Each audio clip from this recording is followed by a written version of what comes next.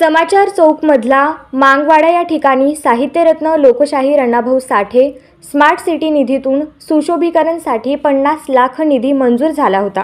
परंतु आपली मातंग वस्ती असल्यामुळे विद्यार्थीला अभ्यासाकरता शिक्षणाकरता जागा पुरत नाही।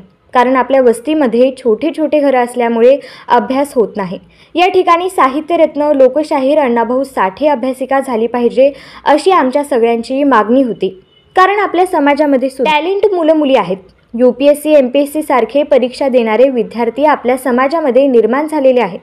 म्हणून या ठिकाणी साहित्यरत्न लोकशाहीर अण्णाभाऊ साठे अभ्यासिका झालीच पाहिजे। या मागणीसाठी उत्तरचे आमदार विजय देशमुख, माजी नगरसेवक अमर पुदाले यांनी पाठपुरावा करून चौकाचा सुशोभीकरण करण्याचा निधी मंजूर केला होता। परंतु आज समाजाच्या वतीनं त्यांना सांगण्यात आलं की आम्हाला सुशोभीकरण करण्यापेक्षा अभ्यासिका बांधून मिळाली पाहिजे। आमच्या निवेदनाचा विचार करून त्यांनी होकार दिला। लवकरच कामाची सुरुवात होईल। स्मार्ट सिटी अंतर्गत या ठिकाणी 50 लाखचा सुशोभीकरणासाठी या ठिकाणी निधी मंजूर झाला आहे। प्रथमतः महानगरपालिकेचं मी मनापासून आभार मानतो।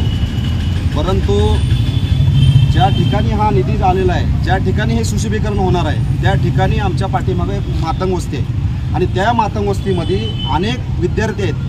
जे विद्यार्थी त्यांना UPSC MPSC परीक्षा देण्यात टॅलेंटेड विद्यार्थी आहेत, परंतु आमचे घरं छोटे छोटे असल्यामुळं आम्हाला अभ्यास करता येत नाही, आम्हाला त्या ठिकाणी शिक्षण घेता येत नाही।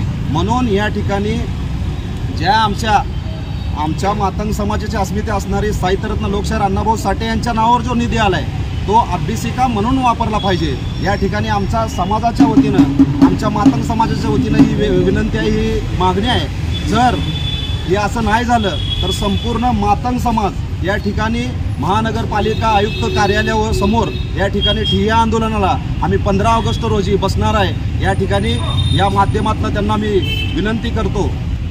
मातंग समाज कार्याध्यक्ष खंडू बनसोडे या ठिकाणचा रहिवासी असून गेल्या 900 वर्षाची परंपरा या वस्तीला मानली जाते। त्याच वस्तीमध्ये 600 ते 700 कुटुंब वास्तवात आहे। या ठिकाणी महापालिकेची जागा मोकळी दिसत आहे।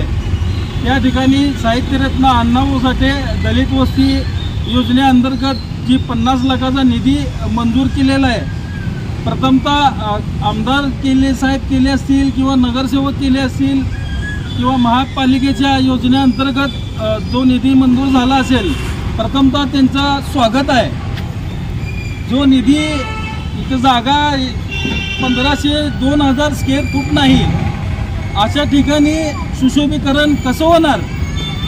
तर या ठिकाणी सुशोभीकरण न करता साहित्यरत्न अण्णाभाऊ साठेच्या नावानं जो निधी मंजूर झालेला आहे तो निधी अभ्यासिका बांधण्यासाठी खर्च करावा का?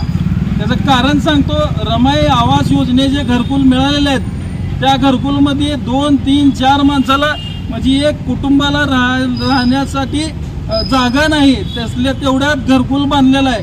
आणि त्या घरकुलमध्ये जो नवीन येणारा विद्यार्थी आहे त्या विद्यार्थ्याला अभ्यास करायला त्रास होतो। त्या त्रास न होऊन म्हणून माझी इच्छा होती वकील व्हायची, माझी इच्छा होती डॉक्टर व्हायची, माझी इच्छा होती कॉन्स्टेबल व्हायची, माझी इच्छा होती IPS अधिकारी होण्याची।